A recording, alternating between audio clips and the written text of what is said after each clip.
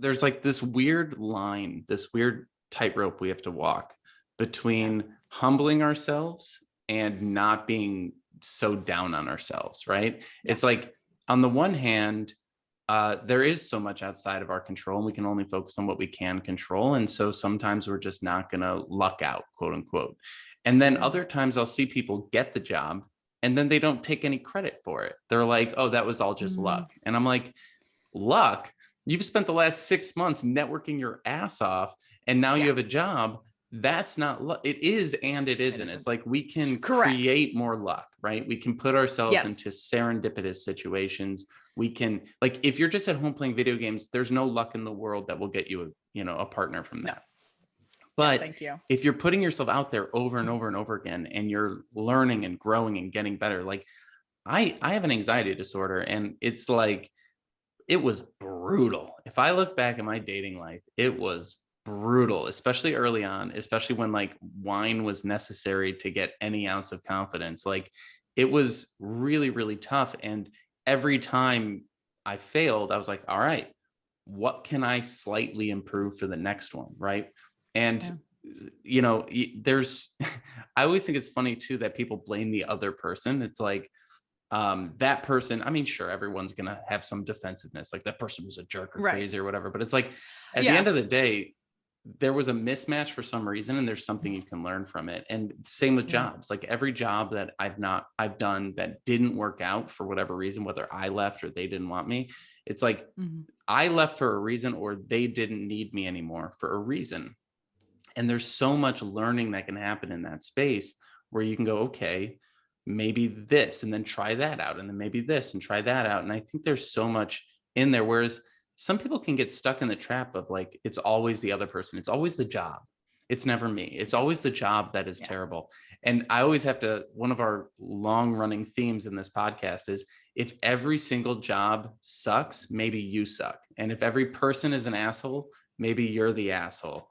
And I think that there's so much there. Obviously, I don't want to tip that scale to the point where people are like hating themselves, but as a joke to motivate yourself. And I'm curious, what other kinds of things do you sort of see as trends, or ways that people can keep getting back on the horse in a positive way? Absolutely. So the things I recommend are essentially,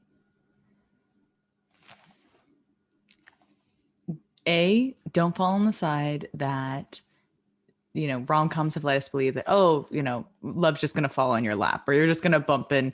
Like, people get so focused on meet cutes and soulmates. And we have data that shows like that people who are very focused on soulmates find very low satisfaction in their relationships. So first of all, please let that belief go. And it's this thinking of like, well, why I shouldn't have to work. Why does love have to be work? Why do relationships have to be work? Like, okay, honey, let's work on that a little bit. And I do blame it kind of to society of like, oh, it's just going to happen. It's not just going to happen. But once again, you can improve your odds by going out in the world, or putting yourself out there, even like we're still in a pandemic. So even in virtual spaces, and pursuing things you enjoy. Taking classes, going to a watch party, joining a gaming Discord about whatever, pursuing things you enjoy is going to help you, meet people, which is a big part of it. And 2, meet people who are already at least interested in something you really love doing. And you're going to have that mutual thing right off the bat. And it's a much more natural way to kind of get to know somebody. Of course, with apps, yes, you can kind of like speed up the process and whatever. But when we talk about, oh, you really want to meet cute? Great. You're going to have to go do these things. You're going to have to go out in the world and do these things.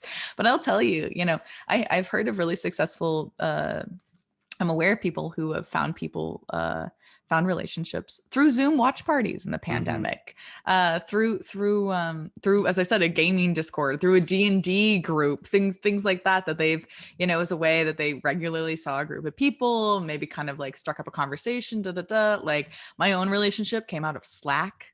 Like, I kid you not, came out of a friend group Slack.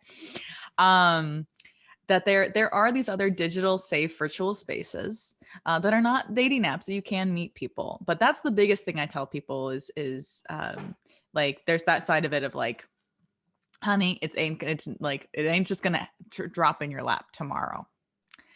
And then the other side of it is people are like, oh, I've been dating so much. I've been dating constantly. I've been going on dates every day and so exhausting and stuff like that. And I was like, well, what are you doing on these dates? Mm-hmm. And I was like, oh, we just went to a bar and we talked. And I was like, so you had a job interview with them at a bar, essentially. So you're like, oh, what school did you go to? What do you do for work? Like, honey, like go do something you want to do. You want to go see this art gallery, you want to go shop, like whatever it is, do what you want to do, and then it's not wasted time. At least if you get along with a person, wonderful. It's a chiller environment. You're not going to be interviewing. Both of your attention can be focused elsewhere. Either you're doing a class or you're as I said at a gallery. Both your attention can be focused on something else that isn't directly staring at each other and interviewing each other and going through your mental lists in your head. Like, oh, did they do this thing? Oh, well, I don't really like that thing. Instead of that, by having both of your attentions focused on something else and hopefully an activity, it's gonna take the chill volume way down, and you're gonna be more like that authenticity we've been talking about. That's gonna come across. I will also give a heads up to people of like, please don't, unless you see major red flags that they're disrespectful, they treat you poorly, things like that. Like, absolutely beware of those red flags. But I hear so often people like, well, the spark wasn't there. Well, I just didn't feel that spark. I don't feel that chemistry with them.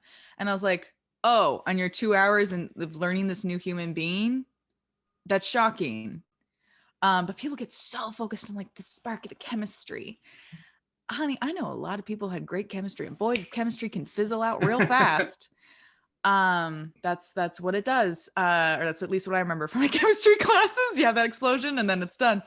And they get really focused on that. And so what I recommend is like, please give a person at least 3 dates. Cause like you described yourself as someone who sounds more maybe like anxious or something like that. That's a really common thing. The people often who can be incredible partners, who are kind, loyal, smart, have those characteristics, can sometimes take a while to get out of their shell. You're not going to see it on the first date. You're probably not going to see it on the second date. So give people the third date rule. Like, and I will stand by that. Like my current partner, that's what I told myself. I'm giving it 3 dates because I already knew them as a person. I knew the kind of things we're interested in. We had a lot of similarities and stuff like that. And they were just a very quiet person because they're shy. And then once they kind of felt more comfortable with me and stuff like that, oh boy, did that personality come out. And I'm very grateful for that, and I'm very like honored that it means that like, oh, I get to see this wonderful, more of the deeper side and multiple levels of this incredible person because they feel comfortable with me, and I wouldn't have, and so I'm really glad I did the 3 dates. And so that's what I recommend to people. Like, please don't focus on the spark. Please don't be worried about chemistry. Like, have your list of what are the red flags for you, but like otherwise give it a 3 date rule. You can do 3 dates, do it with something that's fun, give it a 3 date rule. I love everything you're saying. And I think it's just so funny how you can honestly just take out dating and put in job search, and almost all of this wild stuff is exactly the Yep. same.